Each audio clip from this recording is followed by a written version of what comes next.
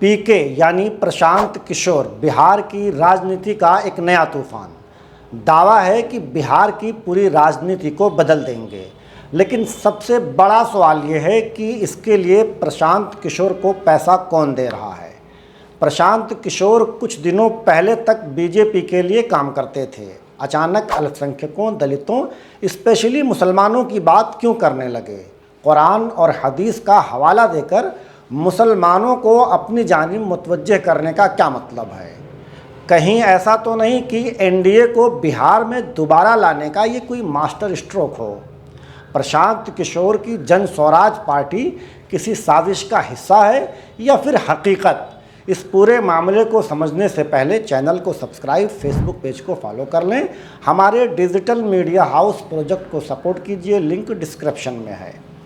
प्रशांत किशोर एक मशहूर इलेक्शन मंसूबासाज, जिन्होंने मोदी से लेकर नीतीश कुमार तक और ममता बनर्जी से लेकर के जगन मोहन रेड्डी तक सबके लिए इलेक्शन में मुहिम चलाई।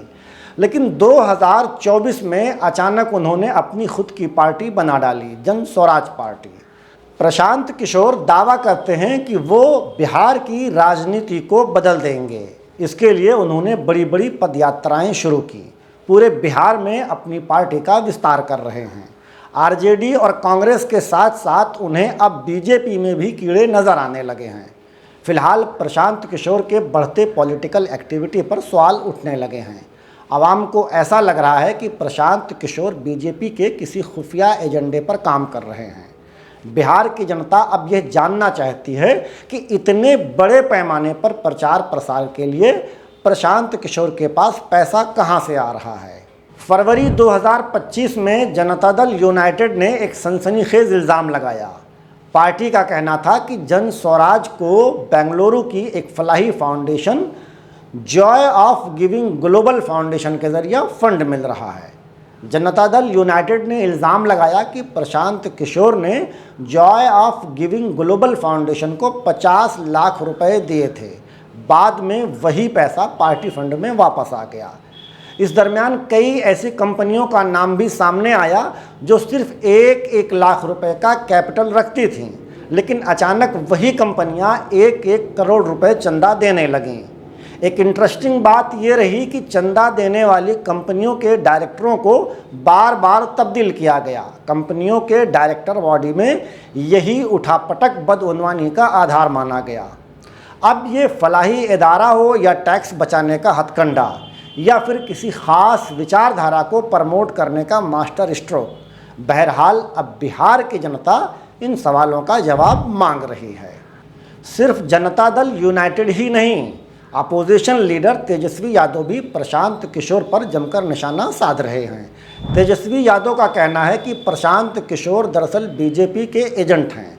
तेजस्वी यादव ने इल्ज़ाम लगाया कि प्रशांत किशोर ज़िला अध्यक्षों को तनख्वाहें देते हैं, जो किसी आम पार्टी के बस की बात नहीं हो सकती।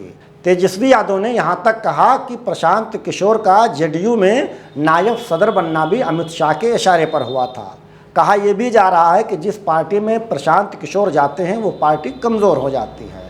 बहरहाल सवाल यही है कि क्या प्रशांत किशोर बीजेपी के इशारों पर काम कर रहे हैं ताकि सेकुलर वोटों को तकसीम किया जा सके। सोशल मीडिया पर भी बहस ज़ोरों पर है। कुछ लोग कहते हैं कि जॉय ऑफ गिविंग फाउंडेशन का ताल्लुक प्रफुल्ल पटेल और बीजेपी के लोगों से है। दावा ये भी किया जा रहा है कि प्रशांत किशोर खुद संघ परिवार के आदमी हैं। अब ये सब सिर्फ अफवाह है या वाकई कोई खुफिया खेल खेला जा रहा है, इस पर आपकी अपनी क्या राय है, कमेंट करके ज़रूर बताएं।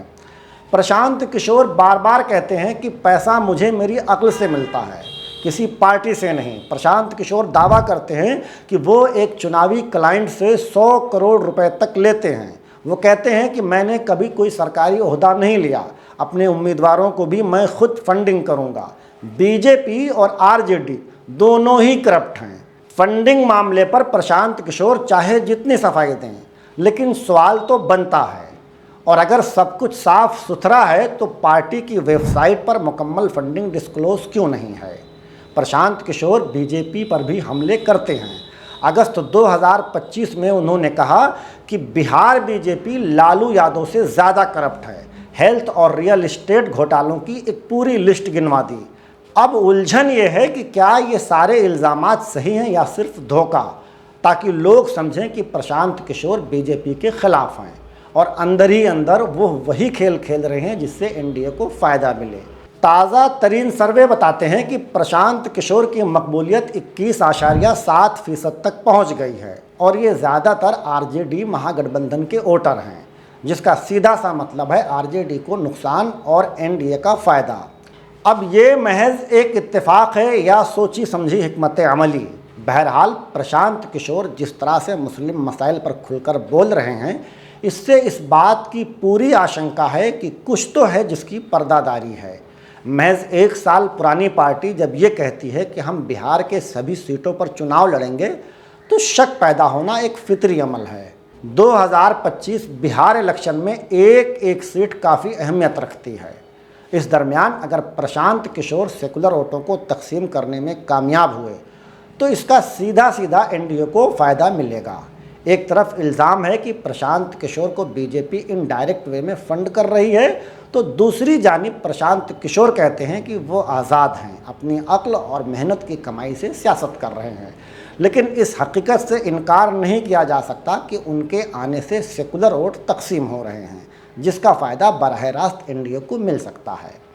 फ़िलहाल इस रिपोर्ट के बारे में आप क्या सोचते हैं? क्या प्रशांत किशोर वाकई एक आज़ाद लीडर हैं जो बिहार की सियासत को एक नई समत देना चाहते हैं, या फिर वो बीजेपी के किसी खुफिया मास्टर प्लान का हिस्सा हैं जो सेकुलर वोटों को तकसीम करके एनडीए को फ़ायदा पहुंचाना चाहते हैं? कमेंट करके ज़रूर बताइएगा।